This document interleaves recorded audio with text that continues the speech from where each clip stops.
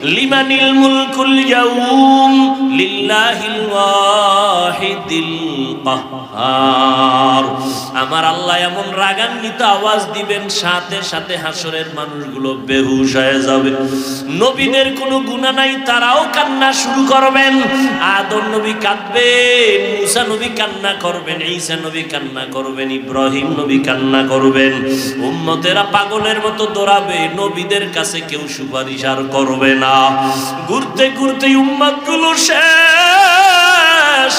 শেষ পর্যন্ত ওরা আমাকে তালাশ করবে।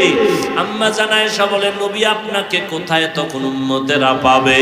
নবী বলেন, ও আয়েশা, সবাই যখন কান্নায় বিভোর, আমি তখন আমার মাওলা পাকের কুদরতের সামনে মাকামে মাহমুদে সিজদায় পড়ে কান্না করব। আদম নবী কাঁদবেন, আল্লাহ আমারে বাঁচাও। মুসা নবী কাঁদবেন নিজেকে বাঁচানোর চিন্তায়। ঈসা নবী কাঁদবেন নিজের বাঁচার চিন্তায়। আমি মুহাম্মদ এমন কান্না দিব, একবারও বলবো না আল্লাহ আমারে বাঁচাও, আমাকে বাঁচাও। আমি বারবার বলবো আমার উম্মতেরে বাঁচাও, আমার উম্মত গুলোরে বাঁচাও। আমার একটা উম্মত যেন জাহান্নামে না যায়। আমার কান্না যখন শুরু হবে, আল্লাহ বলবেন, নবী আপনি কাঁদবেন না, মাথা উঠান। আপনার উম্মত গুলো ধরে ধরে জান্নাতের পথে বাছাই করে নিয়ে যান। নবী তখন আপনি কি করবেন?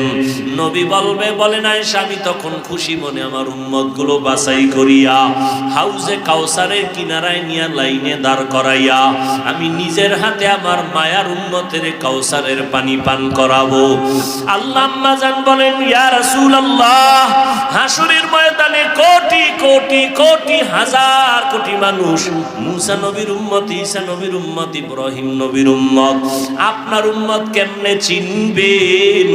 আল্লাহর নবী বলেন, আয়েশা, হাসরের ময়দানে আমার উম্মত যারা দুনিয়াতে 5 বেলার নামাজ ওযু বানাইয়া পড়তো, ওদের ওযুর জায়গাগুলো নূরের আলোতে ঝলমল করতে থাকবে।